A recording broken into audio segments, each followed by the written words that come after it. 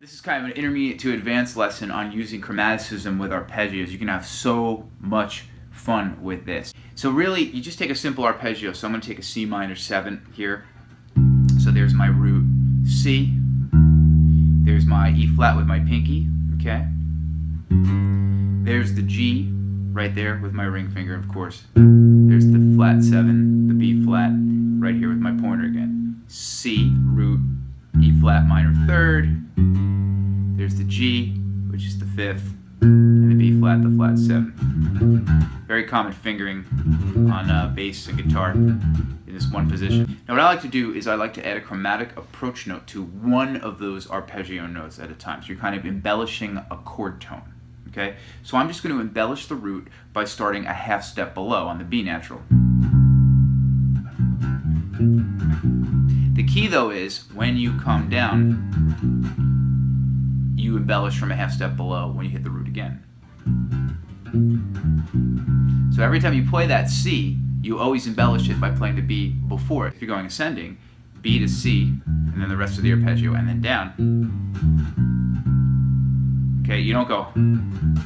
You go. Now you can do that on any chord tone. So let's do a half step below on the 3rd, which is a scale tone. If you think of a minor scale, or a Dorian mode or an Aeolian mode, you got that D natural. So you're embellishing the minor 3rd.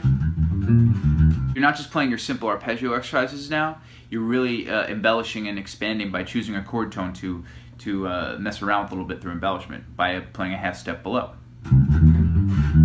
So instead of being so comfortable with, you have to now deal with this. So it's kind of combining some of the scale fingerings that you might know and some of the arpeggio fingerings that you might know. Now I'm going to embellish the 5th. Now I'm going to embellish the flat 7th.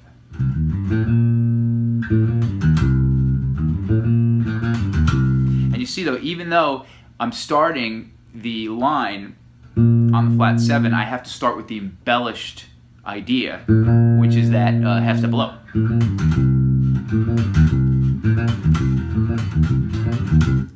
So if I try all of them,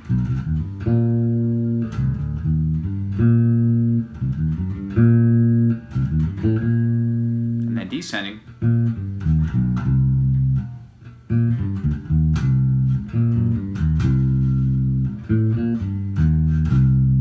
I can get some really cool things going just by adding a single chromatic note to my arpeggio. I can also do double chromatics from below.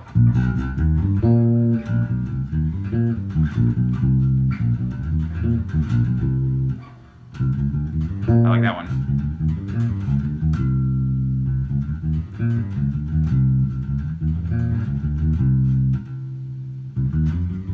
Very bluesy on that one on the 5th.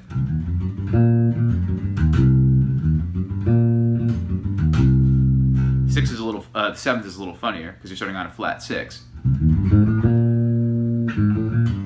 You can also do these from above, which can be really interesting. So if I try to do a chromatic above, start on the C.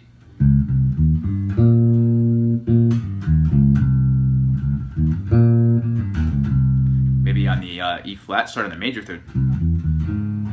It's a little weird. The 5th.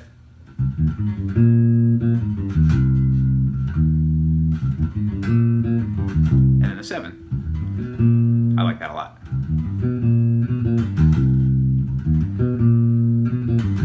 And it's very efficient because I can create all kinds of interesting lines and ideas without moving.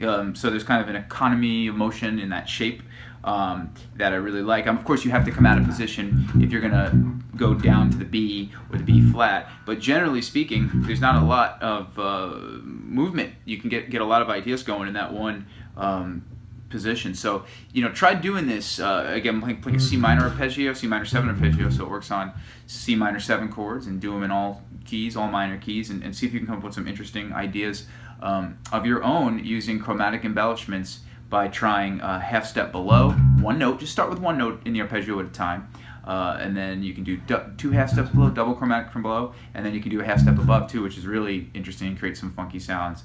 Have a lot of fun with this idea. You can do a lot of create your own lines. You can create your own melodies and your own little kind of bebop-y kind of things if you get fluent in this and start to develop vocabulary using a lot of chromaticism. Hope you've enjoyed the lesson, and like, comment, subscribe, share, and I appreciate it.